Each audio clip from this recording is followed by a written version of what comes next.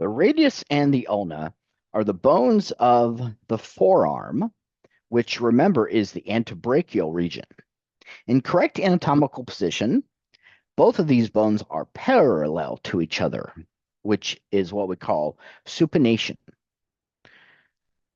So the radius is lateral to the ulna. Remember, when somebody is standing in correct anatomical position, their thumb is always going to be on the lateral side, and the radius is always articulates or forms a joint with the thumb.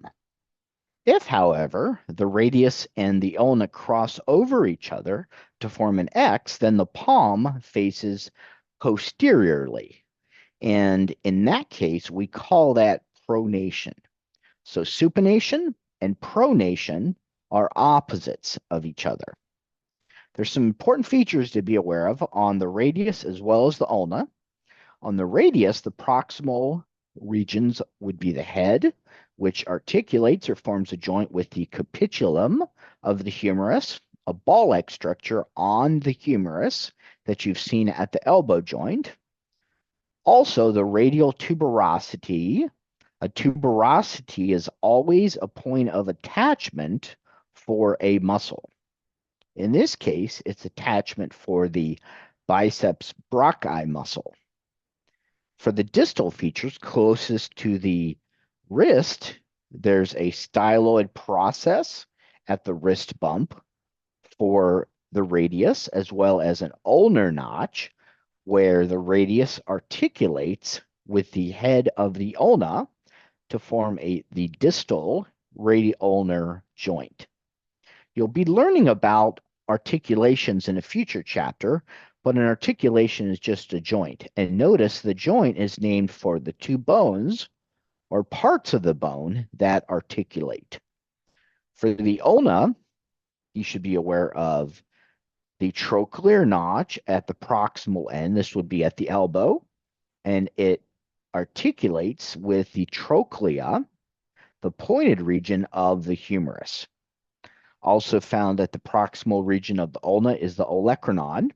This is an important posterior bump of the elbow, kind of where your, quote, funny bone is located at. And it's also an attachment site for the triceps brachii. At the distal end, there's also a styloid process, which is at the wrist bump. So both the radius and the ulna have styloid processes at the wrist. When we look at a diagram and a model of the radius and ulna, first of all, at the proximal end of the ulna, we see the olecranon. Notice, for example, that the ulna is always the longer bone compared to the radius. So that's a way that you can differentiate the two anatomically. There's a trochlear notch, which articulates with the trochlea of the humerus. This is a magnified region of the radial-ulnar joint, and on the proximal end of the ulna, we can also see the olecranon. Looking at the rest of the anatomy for the radius, we see the head, which is going to articulate with the capitulum of the humerus. And at the distal end would be a styloid process. And remember, there's a styloid process on both bones. So the styloid processes are always at the distal end of both the radius as well as the ulna. There's also a tuberosity of the ulna and a radial tuberosity as well. These are bumps where a muscle is going to attach. So this slide is showing you both the process of pronation as well as supination. We can see supination of the right arm here and pronation of the right forearm as well. Notice in pronation that the ulna and the radius cross over each other. So right now, you can, if you extend your hand palm up, that is supination. If you then put your palm down facing the floor, that would be pronation.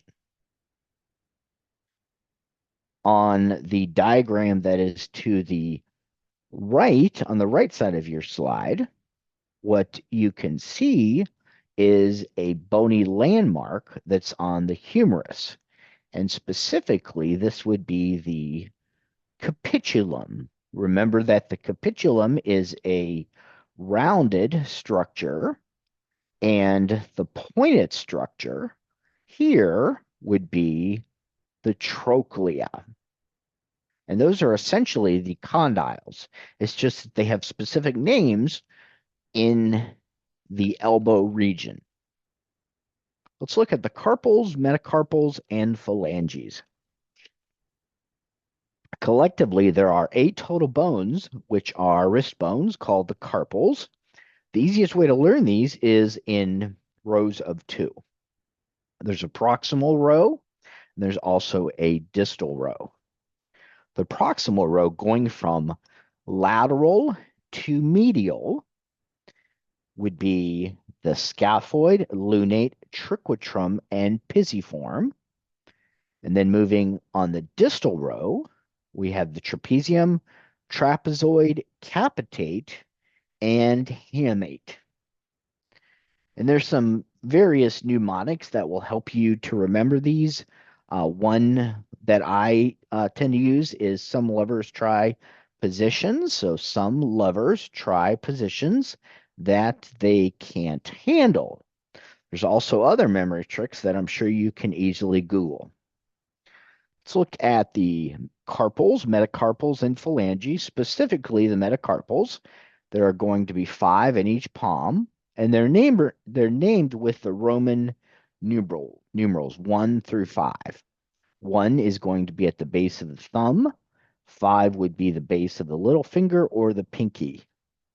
This is where we have a large majority or the largest majority of long bones in our human body. There are 3 phalanges per finger. There's a proximal phalanx, a middle phalanx, and a distal phalanx. The only exception to that is going to be in the thumb, which is called the pollex. That only has 2 phalanges. So there's a proximal and a distal phalange. No middle phalanx. So that's why we have 14 in each hand. So looking at our diagram here of the carpals, we can see first the scaphoid, lunate,